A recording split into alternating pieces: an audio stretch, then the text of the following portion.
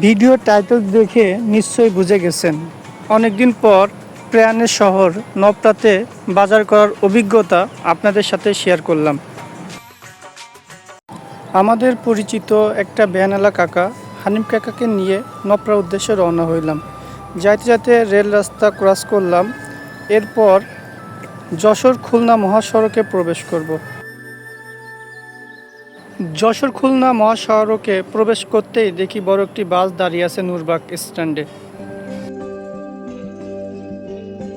আমাদের যশোর জেলার অভয়নগর উপজেলায় একটি প্রথম শ্রেণী পৌরসভা রয়েছে। নবরা শহরকে শিল্প বাণিজ্যিক শহর বলা হয়। অভয়নগর নবরা বাজার এটি খুলনা যশোর মহাসড়ককে খুলনা এবং যশোরের মাঝামাঝি জায়গায় অবস্থিত। ভারী শিল্প কারখানা এবং নদী বন্দরের জন্য নবরা একটি গুরুত্বপূর্ণ শহর। যেহেতু আমি বাজার করার জন্য আসছি, তাই নবরা বড় বাজারের দিকেই প্রবেশ করলাম। প্রথমেই সবজি কিনব, এই জন্য প্রতিটা দোকানে দেখতেছি এখনকার নতুন সবজি কী আছে।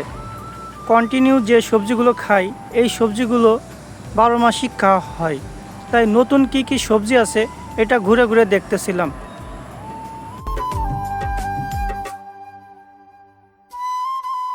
বর্তমান সময়ে বাজার করা অনেক চ্যালেঞ্জিং।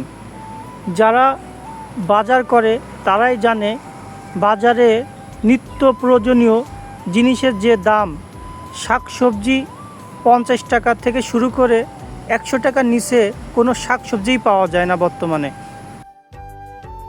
আমি এই মামার কাছ থেকে 1 কেজি ওল কিনলাম 170 টাকা কেজি এবং 2 কেজি শসা কিনলাম 120 টাকা দিয়ে এবং 2 কেজি আমড়া কিনলাম 80 টাকা দিয়ে। এরপর চলে গেলাম মাছ বাজারের দিকে, দেখি মাছ বাজারের কি অবস্থা। মাছ বাজারে যেয়ে দেখি বিভিন্ন সমুদ্র এবং নদীর মাছ রয়েছে।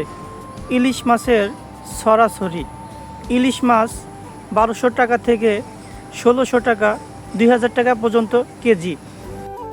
আমি 1200 টাকা কেজি দরে 1.5 কেজি মাছ ক্রয় করলাম। এরপর যশোরের বিখ্যাত চুই ঝাল ক্রয় করলাম। বর্তমান সময়ে লটকন ফল খুব জনপ্রিয়। 250 গ্রাম লটকন ফল কিনলাম 40 টাকা দিয়ে এবং 250 গ্রাম খেজুর ক্রয় করলাম 220 টাকা দিয়ে। এরপর চলে আসলাম দত্ত ডিপার্টমেন্টাল স্টোরে। এখানে এসে দেখি দোকানটা অনেক পরিবর্তন হয়েছে এবং আধুনিকতার ছোঁয়া পাওয়া যাচ্ছে। সিটি সেন্টারের মতন করে সুন্দর করে পরিপাটি সাজিয়ে রাখছে। 2 বস্তা চাল কিনে বাড়ির উদ্দেশ্যে রওনা হইলাম। এটাই হলো আজকে আমার বাজার করার অভিজ্ঞতা। বাজার করে বাড়ি ফেরার পথে একটা কথাই শুধু ভাবতাছি, যারা দিন মজুর, দিন আনে দিন খায়, তাদের পক্ষে সংসার চালানো এবং বাজার করা অনেক কঠিন হয়ে গেছে। সৎ পথে ইনকাম করে বউ বাচ্চা এবং পরিবার চালানো অনেক কঠিন, কারণ নিত্য প্রয়োজনীয় জিনিসের দাম ঊর্ধ্বগতি।